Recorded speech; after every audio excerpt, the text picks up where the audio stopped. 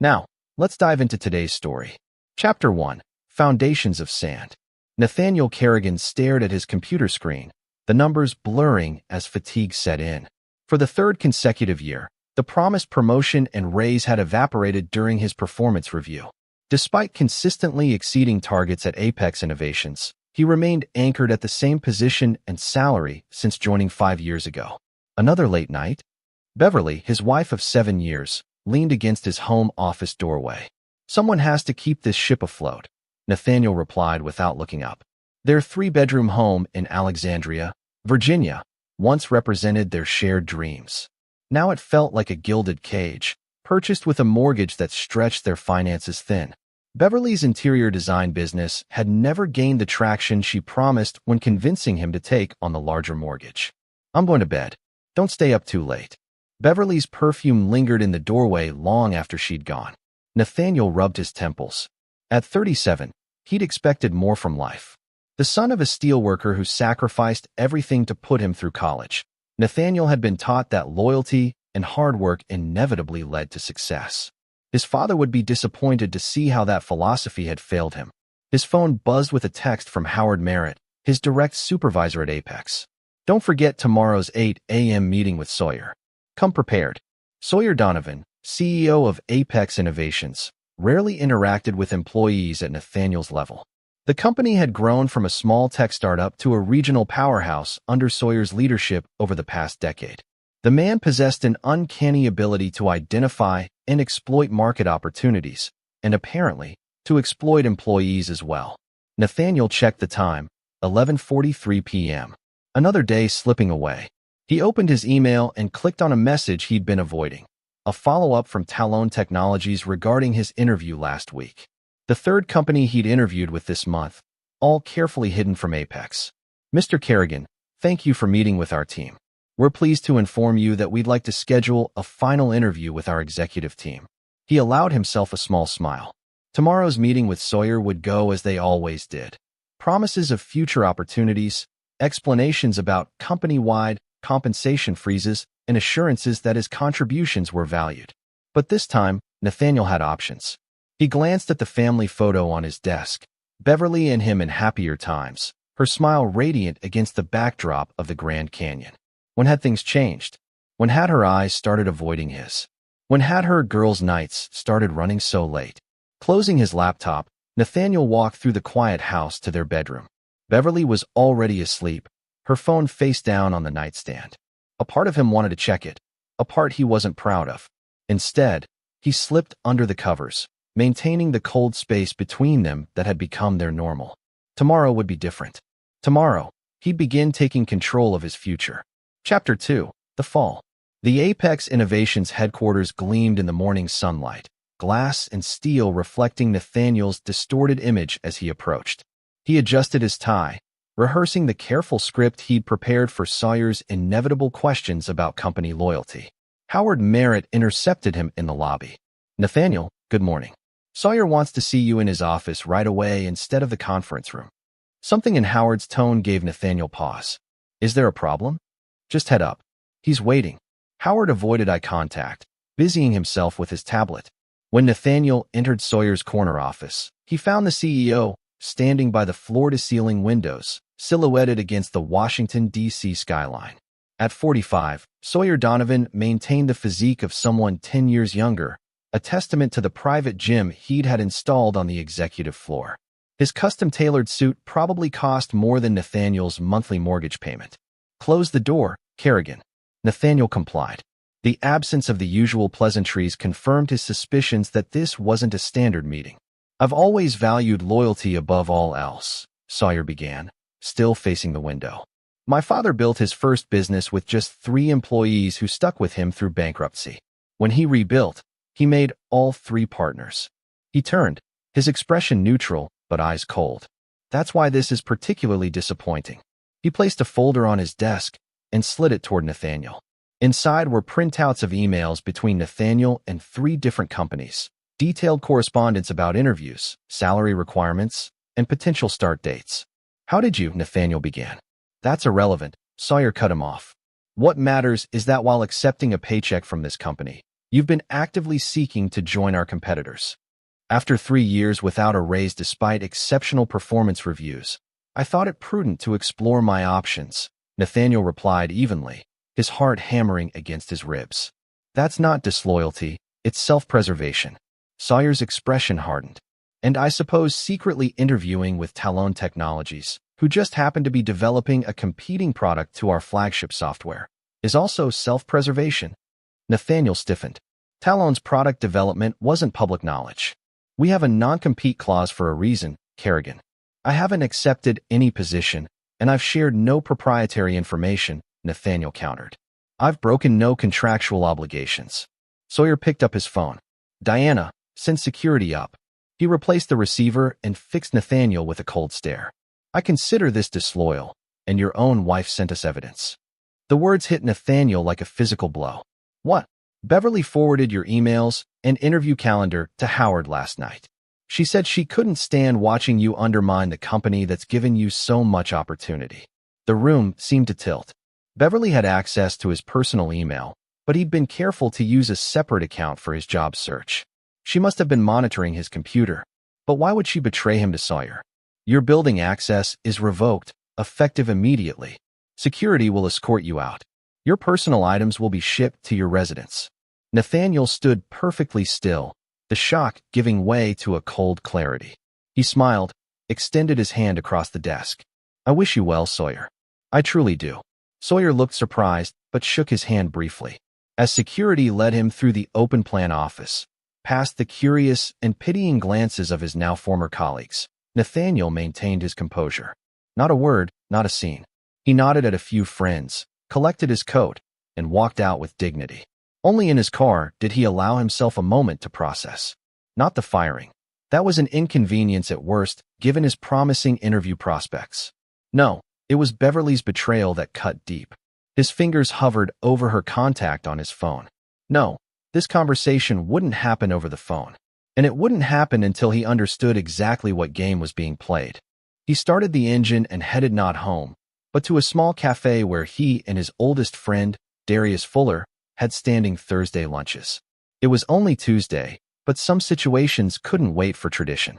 Chapter 3. Unraveling Threads. She did what? Darius Fuller's deep voice dropped to a whisper as other cafe patrons glanced their way. A former military intelligence officer turned cybersecurity consultant, Darius had been Nathaniel's friend since college. Forwarded my job search emails to my boss, Nathaniel repeated, his voice controlled, resulting in my immediate termination. Darius leaned back, his expression darkening. That's not just a betrayal, Nate. That's sabotage. The question is why. Nathaniel stared into his untouched coffee. We've had our issues, but this is something else entirely. When did you last check your joint accounts? Nathaniel looked up sharply. The thought hadn't occurred to him yet. You think she's been planning this? I think, Darius said carefully, that people rarely do something this extreme as a first step. Check everything, bank statements, credit cards, phone records.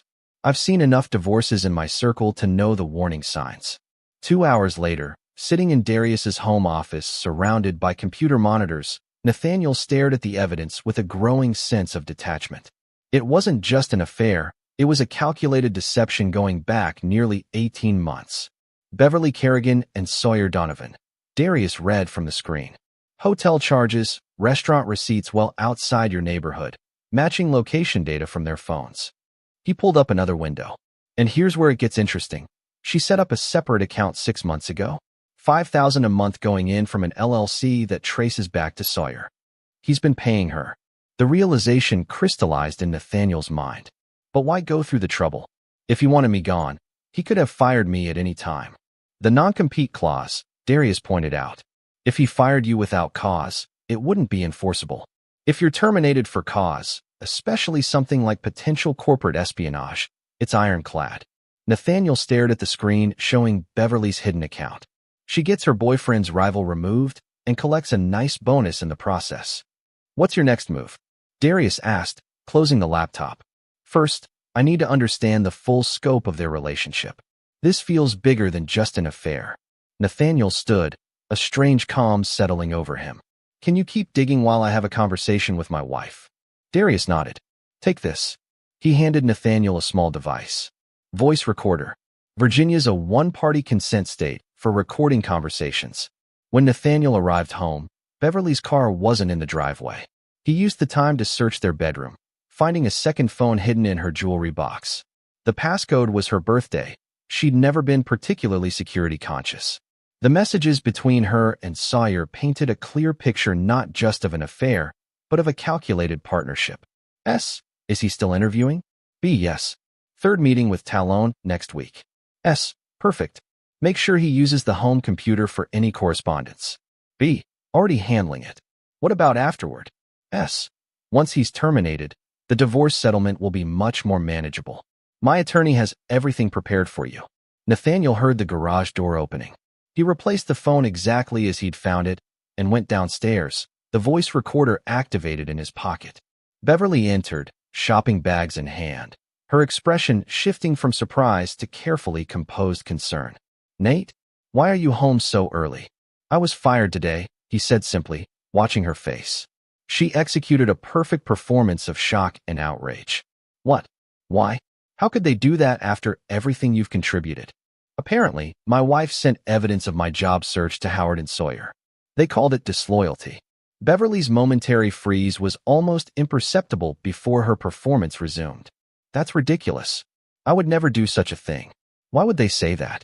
I don't know, Beverly. It's puzzling. He maintained eye contact.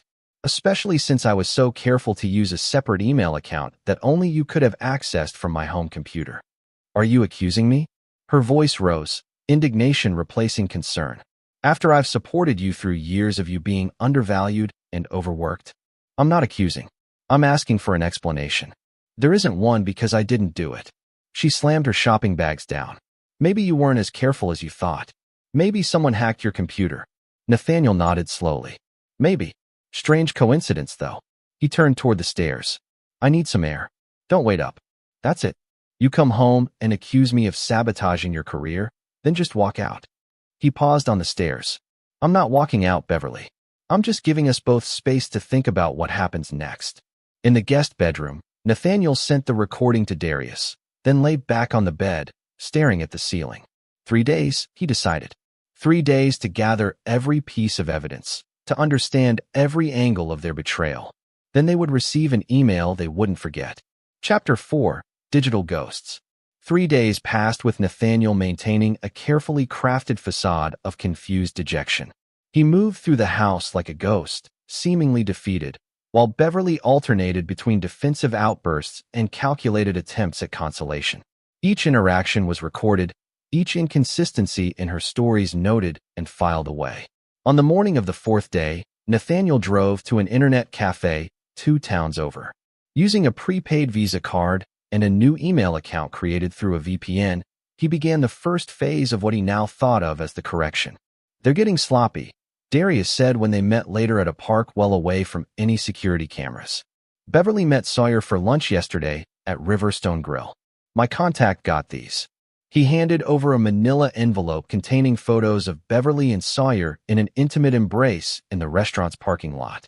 Any progress on the connection to Apex's board? Darius nodded. Your hunch was right. Sawyer's been manipulating quarterly reports for the past 2 years, showing stronger growth than the company actually has. The board's been kept in the dark while he's been negotiating to sell his controlling shares to Meridian Global. And the Talon connection? That's where it gets interesting. The real reason Sawyer wanted you gone isn't the non-compete. It's because Talon's founder, Preston Walsh, is planning to expose Sawyer's financial manipulations once their own competing product launches. They've been gathering evidence for months, and they suspect you might have documentation that could help their case. Nathaniel smiled thinly. They're right. From his backpack, he produced a weathered external hard drive. 2 years of unofficial financial projections versus reported results. Sawyer had me run alternative scenarios for internal planning purposes only. I kept copies of everything. This is dynamite, Nate.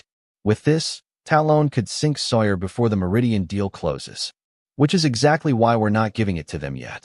Nathaniel returned the drive to his bag. Have you made contact with Fiona Osgood? Apex's chief financial officer? Yes, though she was understandably cautious. She's agreed to meet you tomorrow night. She claims she's been kept out of Sawyer's inner circle for the past year. despite her position. And the other matter? Darius handed over a second folder. Property records, offshore accounts, and the prenuptial agreement Beverly doesn't know you know about. Sawyer's been planning this for a long time, Nate. The prenup between them is already drawn up, dated 3 months ago, though obviously not signed yet. Nathaniel absorbed this information with unsettling calm. So Beverly isn't just the mistress. She's the future Mrs. Donovan. How convenient that I would be discredited and financially devastated just before they make their relationship public. What's your next move? Today, Beverly receives divorce papers. Not from me, but she doesn't need to know that yet. Tomorrow, Sawyer receives an email from an anonymous whistleblower about financial irregularities, copied to 2 board members who have been questioning his leadership. And the day after that, Nathaniel's eyes hardened. They both receive an email from me. The following morning, as Nathaniel pretended to sleep in, a courier delivered an envelope to their door.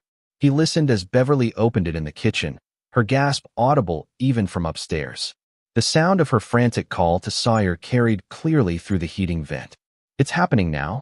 The papers are from some law firm I've never heard of. What do you mean, stay calm? We had a timeline, Sawyer. You promised me protection. Nathaniel smiled and sent a precomposed text to the next number in his plan. That afternoon, Fiona Osgood received an anonymous email containing spreadsheets detailing financial discrepancies at Apex, along with a note. This is just a sample. Meet me tomorrow as arranged if you want the complete evidence before the SEC receives it. By evening, Sawyer was calling an emergency executive meeting at Apex.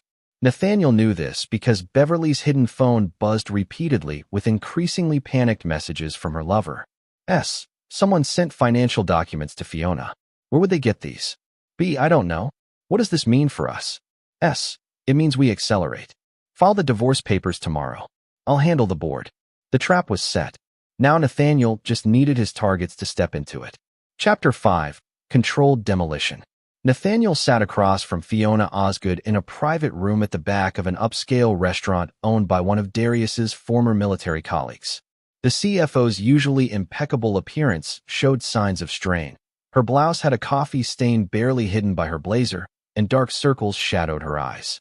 I could lose everything for being here, she said, voice barely above a whisper. You could lose everything by not being here, Nathaniel countered, sliding a USB drive across the table. This contains evidence of financial fraud going back 2 years. Sawyer has been systematically misrepresenting company performance while positioning Apex for acquisition by Meridian Global. Fiona stared at the drive without touching it. Why bring this to me? Why not go directly to the board or the SEC? Because you're not just a victim in this, Fiona. Your signature is on those quarterly reports. Her face paled. I signed what Sawyer and the financial team prepared. That's standard procedure. The SEC won't see it that way. Nathaniel leaned forward. But I'm offering you protection. A chance to get ahead of this before it explodes. What do you want? 2 things. First, information, everything you know about Sawyer's relationship with my wife and his plans for the company. Second, your testimony when the time comes. Fiona's hand finally moved to the drive, her fingers trembling slightly. If I do this, Sawyer will destroy me professionally. If you don't, the evidence goes to the Wall Street Journal and the SEC simultaneously, Nathaniel said evenly. Your choice.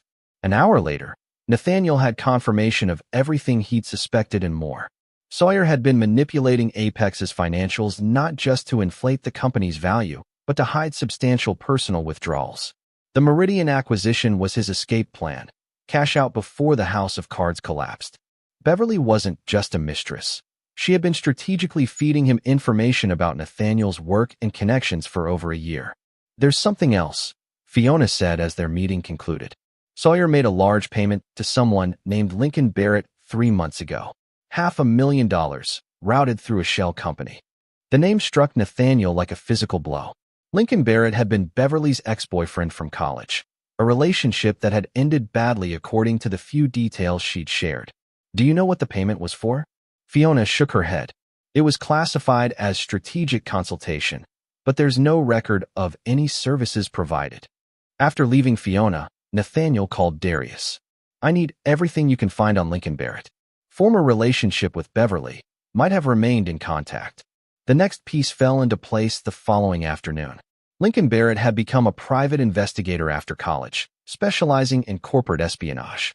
The $500,000 payment coincided with a sophisticated cyber attack on Nathaniel's home network, an attack that had installed keyloggers and remote access tools on his devices. They didn't just want to catch you interviewing, Darius explained. They were looking for something specific, records of the alternative financial projections Sawyer had you create.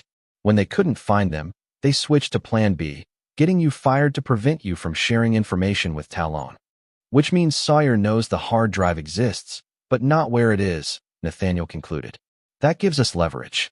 That evening, as scheduled, identical emails arrived in Sawyer's and Beverly's inboxes. I know everything. The affair, the financial fraud, the payment to Lincoln Barrett. I have the evidence, all of it backed up in multiple locations. Before you do anything rash, know that I've arranged for complete disclosure to the board, the SEC, and the press if anything happens to me or if certain conditions aren't met. We meet tomorrow, 8 p.m., the Preston Hotel, Suite 1242. Come alone or the emails send automatically. Nathaniel. Within minutes, Beverly was pounding on his locked office door while simultaneously receiving frantic texts from Sawyer. Nathaniel, we need to talk about this. Whatever you think is happening, you're wrong. He opened the door, face impassive. We'll talk tomorrow. At the Preston. 8 p.m. This is ridiculous. I'm your wife. Yes, he said coldly. You certainly are. For now. Chapter 6. Convergence. The Preston Hotel suite had been carefully prepared. Hidden cameras monitored every angle. Microphones captured every sound. And Darius observed everything from an adjoining room. Nathaniel sat calmly at the dining table as the clock approached 8. A single folder placed precisely in front of him. Beverly arrived first, her usual confidence fractured by 5 days of mounting pressure. She dressed carefully. The blue dress Nathaniel had once told her was his favorite, hair and makeup impeccable. Nathaniel, she began, her voice softening in the way it always did when she wanted something. This has all gotten out of hand. Whatever you think is happening. Save it, he cut her off. Take a seat. Sawyer will be here momentarily. You don't understand? She tried again. Sawyer manipulated me. He threatened me. Nathaniel raised an eyebrow. Is that why you've been cashing checks from him for 6 months? Because you felt threatened? The door opened again, and Sawyer strode in, his normally immaculate appearance showing signs of strain. His eyes darted from Beverly to Nathaniel, assessing. Let's get to the point, Kerrigan. What do you want? Please sit. Nathaniel gestured to the other chair. We have a lot to discuss. Sawyer remained standing. If this is some kind of blackmail attempt. Blackmail implies I want money, Nathaniel interrupted. What I want is much simpler, justice. He opened the folder and spread out its contents. Photos of Beverly and Sawyer together, financial documents highlighting discrepancies, records of the payment to Lincoln Barrett, and finally, a copy of the prenuptial agreement between Sawyer and Beverly dated months before Nathaniel's termination. An impressive collection of evidence, Nathaniel continued. The board would find it fascinating, as would the SEC, and, of course, the police, given the illegal surveillance conducted on my home. Sawyer's composure slipped. What do you want? First, a formal acknowledgement that my termination was without cause, full severance according to my contract, and a retraction of any statements suggesting I violated company policy. That's it? Sawyer asked incredulously. For Apex, yes. My personal matters with Beverly will be handled separately.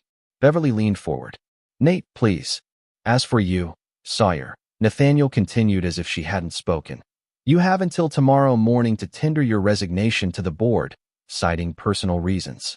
You will recommend Fiona Osgood as interim CEO. You're insane.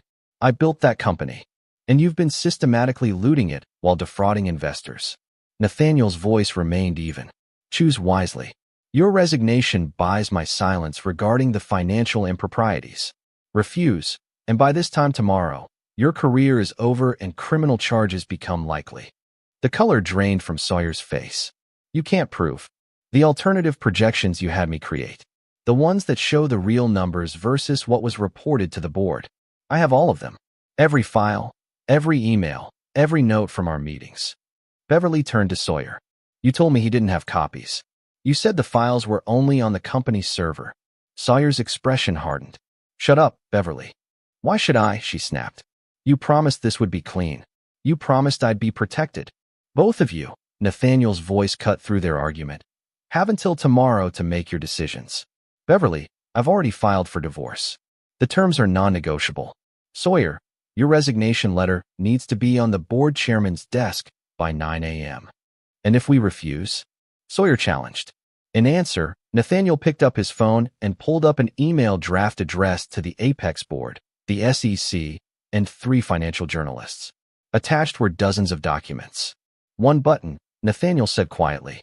"That's all it takes to end everything you've built." The meeting ended with Sawyer storming out and Beverly making one last desperate appeal.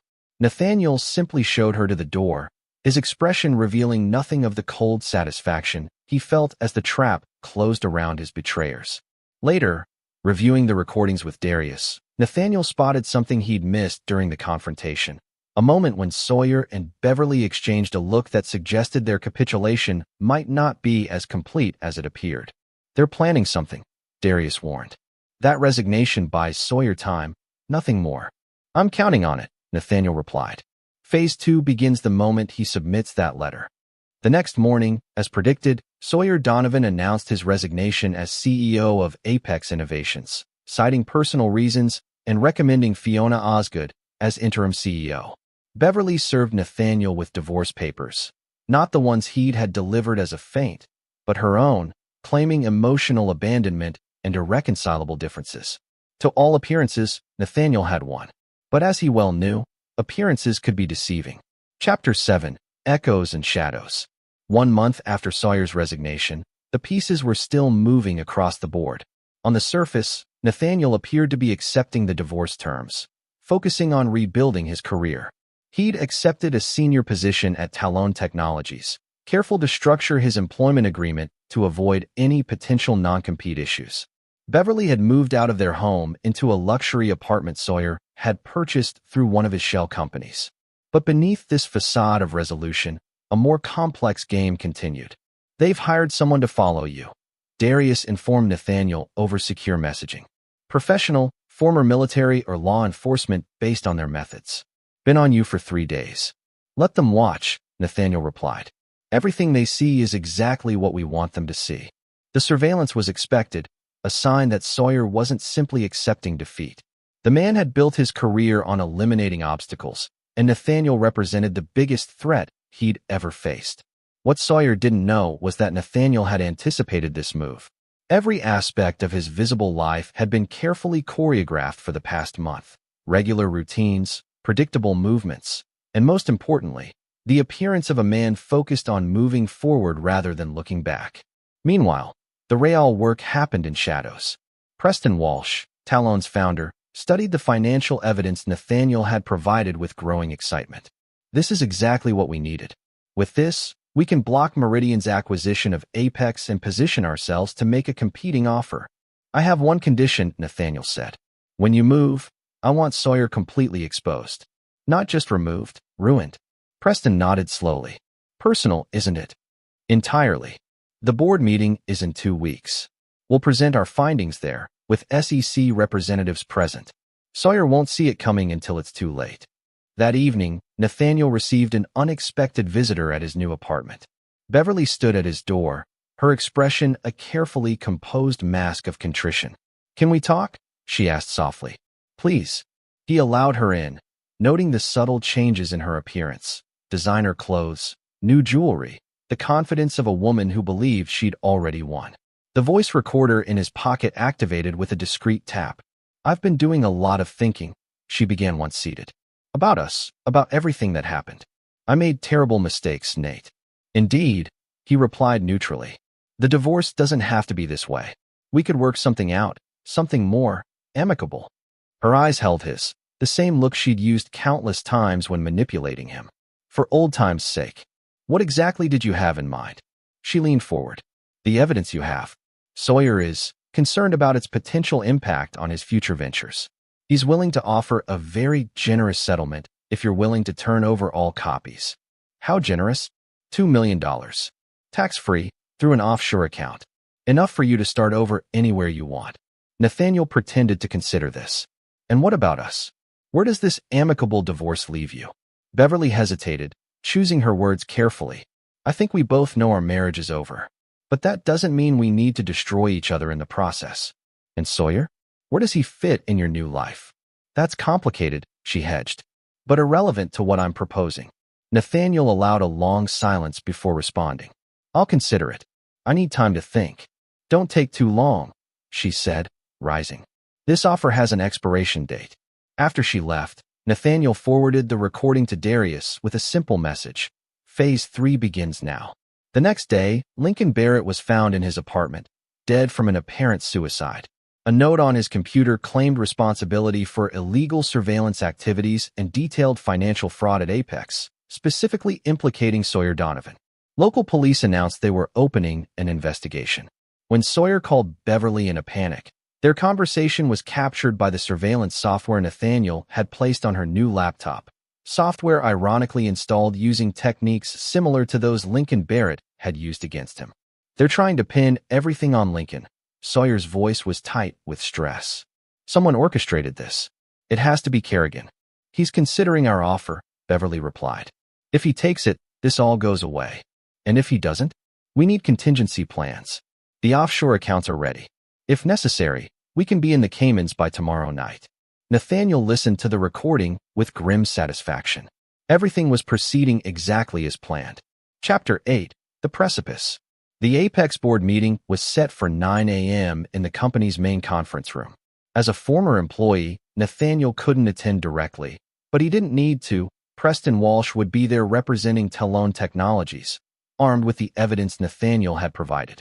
2 SEC investigators would be present as well, invited by Fiona Osgood under the pretext of discussing the company's upcoming public stock offering.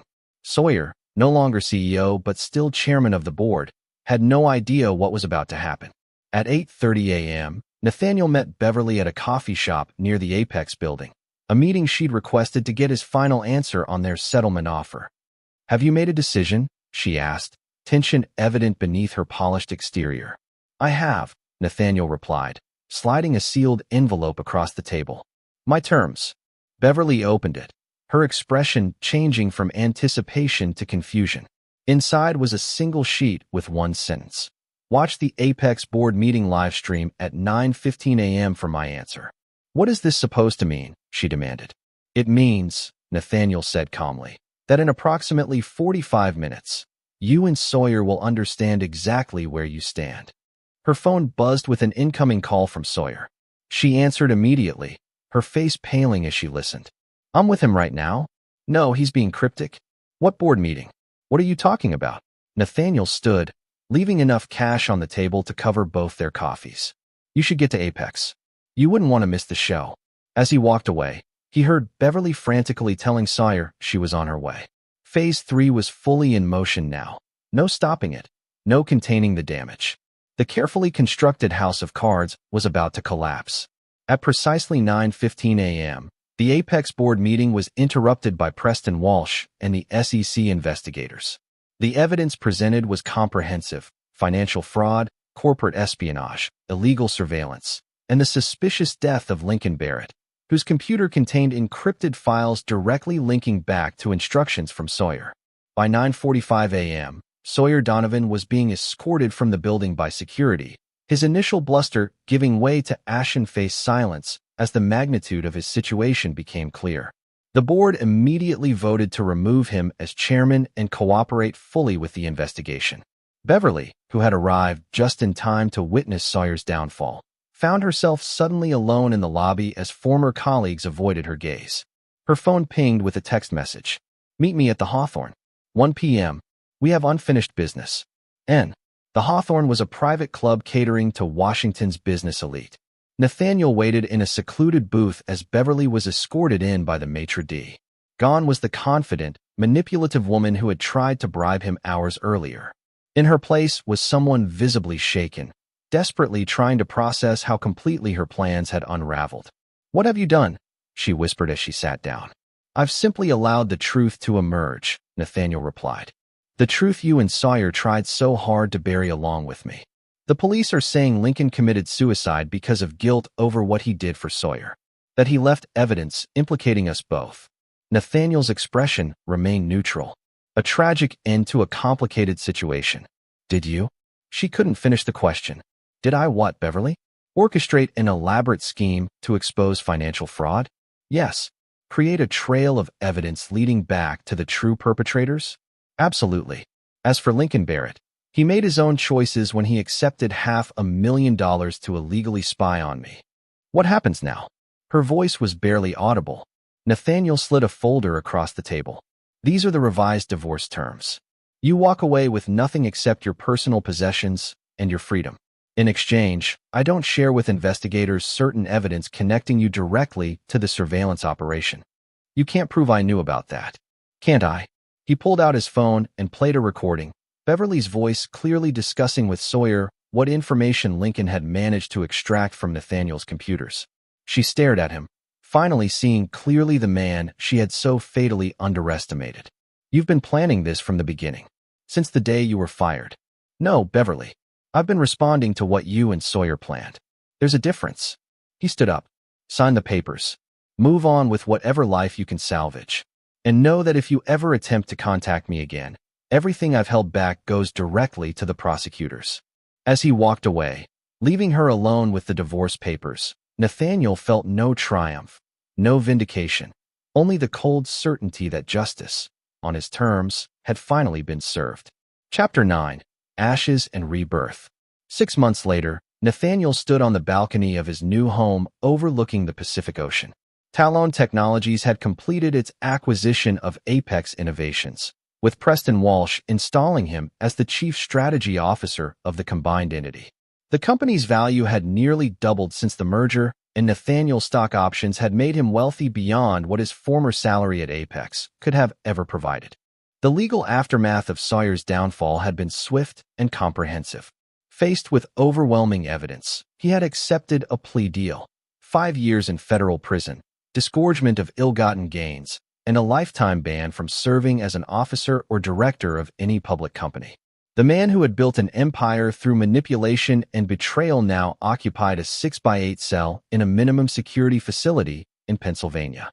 Beverly had fared marginally better, avoiding criminal charges by cooperating with investigators. The divorce had been finalized on exactly the terms Nathaniel dictated. She walked away with nothing but personal items and the clothes on her back.